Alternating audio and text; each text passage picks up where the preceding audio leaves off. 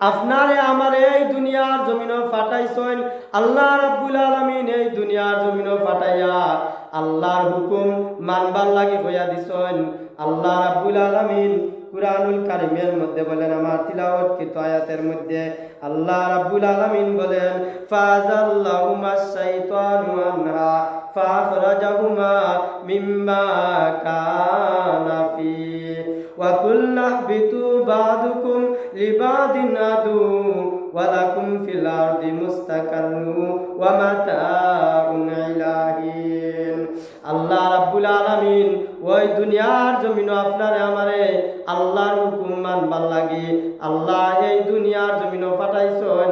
এই দুনিয়ার সুন্দর জায়গা, দুনিয়ার জাক জমক বানাইয়া আল্লাহ রাব্বুল আলামিন আপনার আমার খেদমতের লাগি সৃষ্টি করিয়া দিছেন। আর আমরারে আল্লাহ সৃষ্টি করছেন আল্লাহর হুকুম নবীর তরিকায় জীবন যাপন করার লাগি। আল্লাহ রাব্বুল আলামিন আপনারে আমারে এই দুনিয়ার জমিন ফাটাইয়া আল্লাহ জানা দিলা, এ দুনিয়ার মানুষ তোমরা আমি আল্লাহর কাম করো আর নবীর তরিকা মতো চলো। আল্লাহ রাব্বুল আলামিন আদম পয়গম্বর আদম আলাইহিস সালাতু ওয়াস সালামকে জান্নাতের মধ্যে আল্লাহ রাব্বুল আলামিন আদম আর মা হাওয়ারে আদেশ করছিলা যে তোমরা জান্নাতের মধ্যে থাকো, আর নিষেধ করছিলা তোমরা এই গাছের ফলটা খাইও না, এই গাছের খান্দা কাছা যাইও না। এরপরে আদম আলাইহিস সালাতু ওয়াস সালাম আর মা হাওয়া আলাইহিস সালাতু ওয়াস সালামকে কিতা করলো, শয়তানে ওই গাছের ফল খাওয়াইলো। আল্লাহ রাব্বুল আলামিন বলেন, ফাযাল্লাহুমাশ শাইতানু আনহা ফাখরাজাহুমা মিম্মা কানা ফি ওয়া কুল্না বিতু বাদুকুম লিবাদিন আদু ওয়ালাকুম ফিল আরদি মুস্তাকাররুন ওয়া মাতাউন ইলাহিন। অতঃপর শয়তান যেখান থেকে তাদের উভয়ের পদস্খলন ঘটালো, তারা উভয় বেহেশতে যেখানে ছিল সেখান থেকে তাদেরকে বের করে ছাড়লো। বলে আদম আর হাওয়াকে কিতা করলো, শয়তানের দুকা দিয়া বেহেশত নি বার করিয়া ছাড়লো। শয়তানের কাম হইল গিয়া মানুষরে দুকা দিয়া আল্লাহর কাম তো বিরত রাখা। শয়তানের কাম হইল গিয়া মানুষরে দুকা দিব, যেমনে মানছে আল্লাহর কাম করে না ও কামর লাগি দুকা দিব। আল্লাহ রাব্বুল আলামিন বলেন, তোমরা একজন আরেকজনের দুশ্মন হিসাবে এখান থেকে নেমে পড়ো। যে সময় আদম আর হাওয়া আল্লাহর হুকুমের অমান্য করলা, আল্লাহ রাব্বুল আলামিনে কইলা তোমরা ই ফল খাইও না, ই গাছের কাছে যাইও না, তখন তারা কিতা করলো, শয়তানের দুকায় পড়িয়া মা হাওয়ায় ওই গাছের কান্দাত গিয়া ওই ফল খাইলা। আল্লাহর হুকুম অমান্য করার কারণে আল্লাহ তারারে বেহেশত নি বার কইরা একজন রে আরেকজনের দুশ্মন বানাইয়া একজন রে এক প্রান্ত তো আরেক প্রান্তের মধ্যে আলাদা কইরা দিলা। এটার মেইন কারণটা হইল গিয়া আল্লাহর হুকুম অমান্য করার কারণে। কিতাব করার কারণে, আল্লাহর হুকুম অমান্য করার কারণে। তোমাদের পরবর্তী বাসস্থান হচ্ছে পৃথিবী, সেখানে এক নির্দিষ্ট সময় তোমাদের জন্য জীবনের যাবতীয় উপকরণ থাকবে। আল্লাহ রাব্বুল আলামিন আদম আর হাওয়ারে জানা দিলা যে তোমরা আমি আল্লাহর আইন অমান্য করার কারণে যাও তোমরা বেহেশত নি তোমরা বাসস্থান হইব গিয়া দুনিয়ার জমিন, সেখানে তোমরা কিছুদিন বসবাস করবাই। সেখানে তোমরা বসবাস জীবন যাপন করতে যা কিছুর প্রয়োজন সবগুলার ব্যবস্থা করা রয়েছে। আল্লাহ রাব্বুল আলামিন কিতাব আল্লাহ আদম আর হাওয়া আল্লাহর আইনের অমান্য করার কারণে তারারে দুনিয়ার জমিনও ফাটাইয়া দিলা, আর সেখানে দিয়া আল্লাহ রাব্বুল আলামিনের বাসস্থানের ব্যবস্থা, খাওয়া দাওয়া চলাফেরার ব্যবস্থা সবগুলার আয়োজন করিয়া দিলা। পরের রাতে আল্লাহ রাব্বুল আলামিন বলেন, ফাতালাক্কা আদামু মির রাব্বিহি কালিমাতিন ফাতাবা আলাইহি ইন্নাহু হুয়াত তাওয়াবুর রাহিম। অতঃপর আদম তার মালিকের কাছ থেকে হেদায়ত সম্বন্ধ কিছু বাণী পেল। আল্লাহ তাআলা তার উপর ক্ষমা প্রবশ হলেন, অবশ্যই তিনি বড় মেহেরবান ও আল্লাহ রাব্বুল আলামিন আদম আর হাওয়ারে এই দুনিয়ার জমিন ফাটাইয়া কিছু বাণী দিলা, অর্থাৎ কিছু কাম দিলা। আল্লাহ রাব্বুল আলামিন আদম আর হাওয়ারে জানায় দিলা যে যাও তোমরা ও কাম করবাই, তোমরা আমি আল্লাহর ইবাদত বন্দেগীতে জীবন কাটাইবা। তোমরা দুনিয়ার জীবন আমি আল্লাহর কাজের মধ্যে কাটাইবাই। আল্লাহ আদেশ করিয়া আদম আর হাওয়ারে দিলা।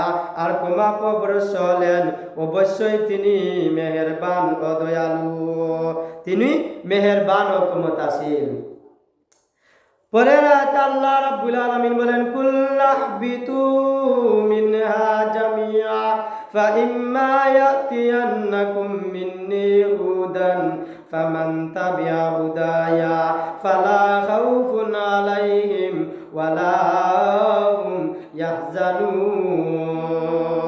আমি তোমাদের বললাম তোমরা সবাই এবার এখান থেকে নেমে যাও, তবে সেখানে যাবে, যেখানে যাবে সেখানে আমার পক্ষ থেকে তোমাদের কাছে অবশ্যই হেদায়েত আসবে। আল্লাহ রাব্বুল আলামিন জানা দিলা যে তোমরা এখান থেকে নেমে যেখানে যাবে সেখানে অবশ্যই আমার হেদায়েত আসবে। অতঃপর যে আমার হেদায়েত মেনে চলবে তাদের কোনো ভয় নাই, তাদের কোনো চিন্তা নাই, তাদের কোনো ব্যাপারে টেনশন করার দরকার নাই, তাদের কোনো প্রকার উৎকণ্ঠিত হতে হবে না।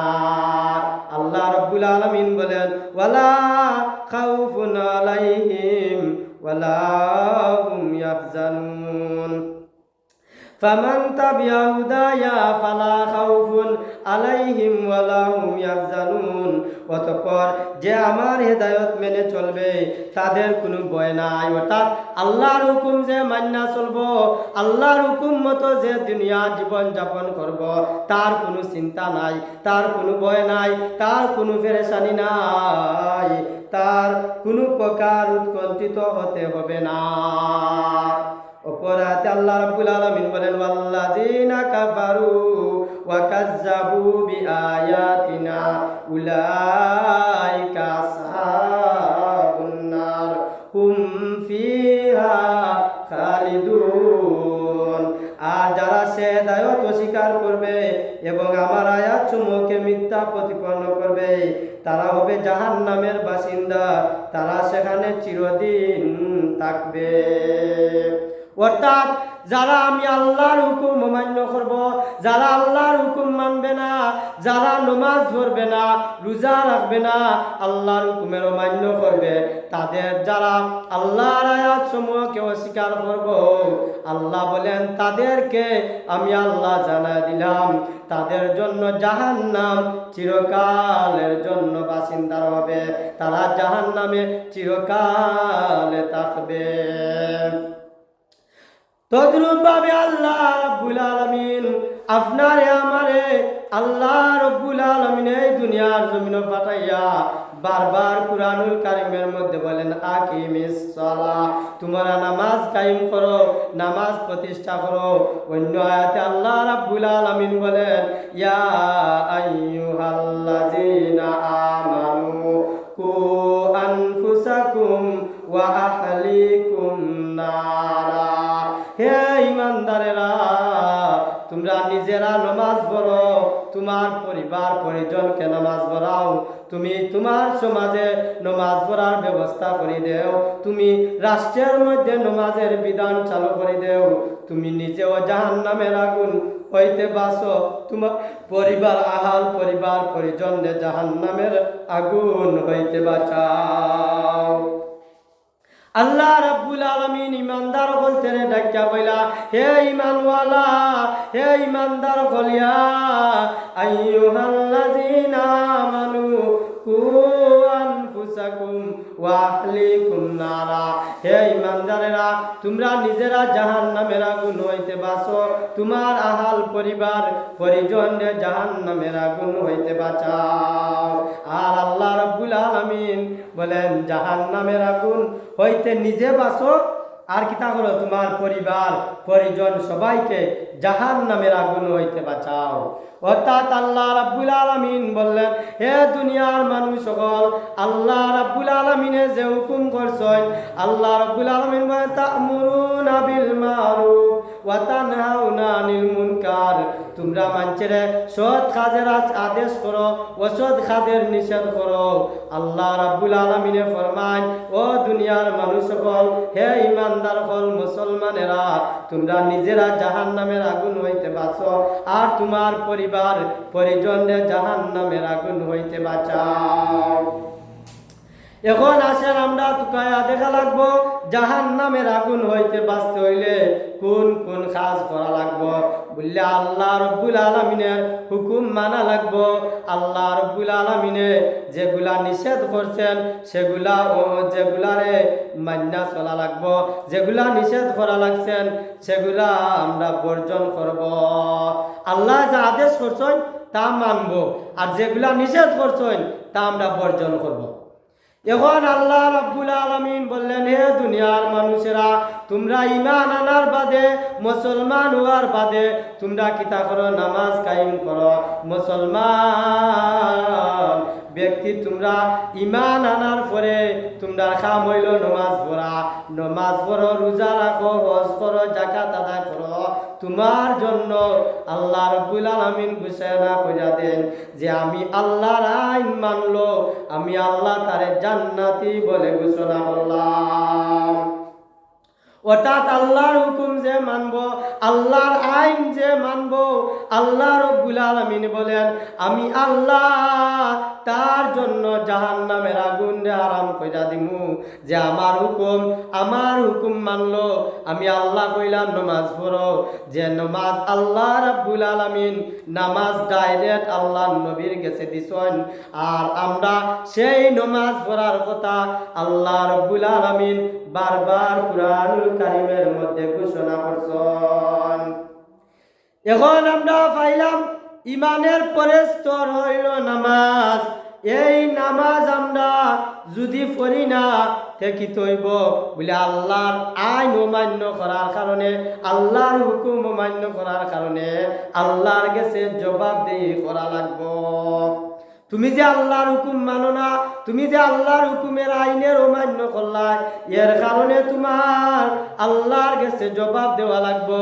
আল্লাহ কইবারে, ও আমার বান্দা, আমি জেনে তোমার কাছে আমানত দিছিলাম, আমার আমানত পুরা করছনি।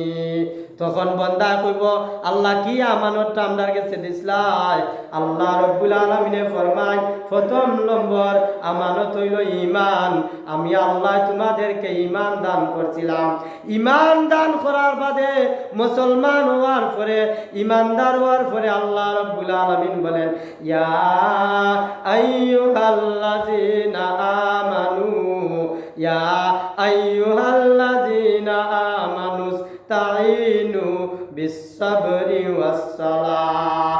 আল্লাহ রাব্বুল আলামিনে ফরমান, হে ঈমানদার হল, তোমরা সবুর করো আর নামাজ কায়েম করো। কিতা করো? সবুর করো আর নামাজ পড়ো। আমি আল্লাহ তোমরা ঈমান দেওয়ার পরে তোমরা উপরে আমি আল্লাহ নামাজ রে ফরজ কইরা দিছি। তোমরা জেলা নামাজ পড়ছো, বুঝা যায় ফরজ নামাজ রে নফল মনে করছো না।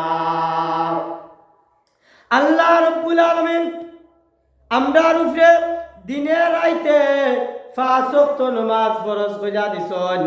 বলে 1 নম্বর হইল ফজর, 2 নম্বর হইল জোহর, 3 নম্বর হইল আসর, 4 নম্বর হইল মাগরিব, 5 নম্বর হইল এশা। এই 5 ওয়াক্ত নামাজ আল্লাহ রাব্বুল আলামিন আপনারে আমারে ফরজে আইন কইরা দিছেন। অর্থাৎ যে নামাজ পড়লো সে আল্লাহর কথা মানলো, যে নামাজ পড়লো না সে আল্লাহর আমানতের খেয়ানত করলো। যে নামাজ পড়লো সে আল্লাহর আমানত পুরা করলো, যে নামাজ পড়লো না সে আল্লাহর আমানতের খেয়ানত করলো। ওটা তুমি ইমান আনার পরে নমাজ পড়লাই না, ইমান আনার পরে তুমি নমাজ বাদ দিলাইলাই, এক ওয়াক্ত নমাজ যদি বাদ দেও তোমার এই ওয়াক্তে নমাজের হিসাব দেওয়া লাগবো। আল্লাহ রব্বুল আলামিন নমাজে ফরজে আইন কইরা দিছেন, ফরজ করছেন, অর্থাৎ আল্লাহ হুকুম করছেন। এই হুকুম যদি আল্লাহর অমান্য করো, যেমন ভাবে আল্লাহ রব্বুল আলামিন ফেরেশতা বলতে কইছলা, হে ফেরেশতারা আমার আদম রে সেজদা করো, আর শয়তানে আল্লাহর হুকুম অমান্য করছে, শয়তানে আদম রে সেজদা করছে না। এর কারণে মুআল্লিমুল মালাইকাতুনি ফেরেশতা বলতে লিডার তুনি শয়তান, ফেরেশতা শয়তান রে আল্লাহ রব্বুল আলামিন ওই ফেরেশতারে ইবলিস শয়তান বানায়া দিছন। বলেন নাউজুবিল্লাহ।